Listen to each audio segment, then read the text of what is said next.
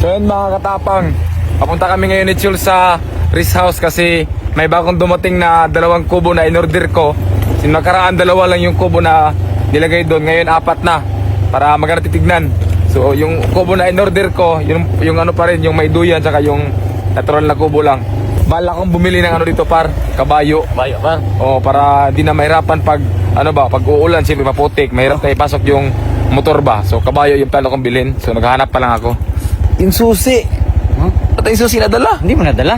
Na, ay kandado pala to kasi si mama kanina pumunta dito. Hindi dating gawi tayo par, ano pa ba, akit bahay. Ito, ano to, may dumadaan dito na tawag yun, binigyan ko ng right of way. So may kinapatan silang dumaan. Kasi right of way. O dito, pwede tayo dumaan dito par. Sige pa. Oo, kaya natin to. Kaya na lang tiyan natin, bigat na. Diba? Andito pa rin yung pag-akit bahay natin.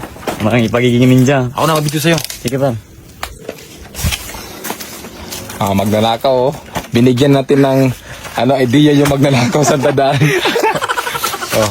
So dito mga katapang, di ko pinaputol yung mga puno ng saging kasi ipapabakod ko to ng mga taga-bewang lang.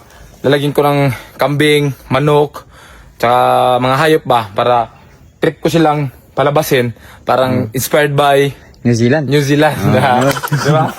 So, ang sarap kaya magkape-kape, may mga manok, kambing na lumalapit sa'yo. Diba? So, ito yung bagong binili ko na kubo. Yan, no? Yan. Tsaka, may duyan pa rin. Oh. Soon, gaganda talaga itong recess na to kasi pag malagyan to ng landscape. Oh. Dito naman yung isa. Ito yung isa. Yan. So, bali 4 na yung kubo na nilagay ko dito. So, andun yung 2. So, medyo magulo ngayon kasi kakatapos na ng pista. So, dito mga katapang, ito yung pinakamaganda kasi meron akong nakausap about sa swimming pool dito par. So, dito, papalagyan natin ng swimming pool. Maliit lang na swimming pool.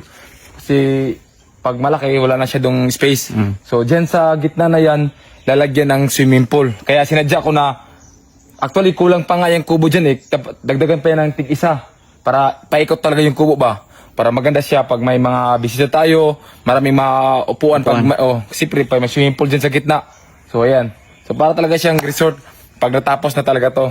So, meron pa tayong ipagay dito na bahay. So, itong bahay kubo na to, ano pa yan, temporary lang yan. Kasi may papalagay talaga ako na bahay talaga. Ito kasi medyo malit lang yung kasya sa loob ba. Itong tanim na to, ayun o, hindi ko pinapaputol kasi tignan nyo, imagine nyo, paglagyan ng lamis dyan sa ilalim, ang sarap magtambay dyan. Magkape na naman. Kape, oh. Ha? Magkape na naman.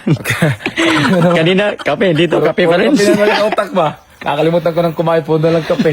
Pinsan nga para nakakalimutan ko ng kumain. Natanong sa sarili ko, nakakain na ba ako? Nakakalimutan ko na kumain ba? Pero tumataba pa rin ako kahit walang kain kasi yung kape, parang di ka papayat. Buti ka lang pa. So dito mga katapang, ito pangit pero tignan ngayon. Pero ito yung itsura niyan ngayon pag natapos. Ayan. Oh, may ilalagay magic. Edit yun na lang. Edit na lang yun. Ito, kusina to eh. So meron tong dito, meron tong design na. So ayan. Parang baliw, ayan. Ayan. Abangan nyo to. Yung resource natin mga katapang na mas lalo pang gaganda. Pag nalagyan to ng swimming pool, nako, wala nang problema yung mga batang di maka-afford na makaligo sa swimming pool. Dito, libre kayo dito. Oh, palapakan natin. Yay! Yun yung sound effect. Yay! So, abangan nyo na lang yung swimming pool natin. Ito lang muna yung update natin sa Rest House. Maraming salamat!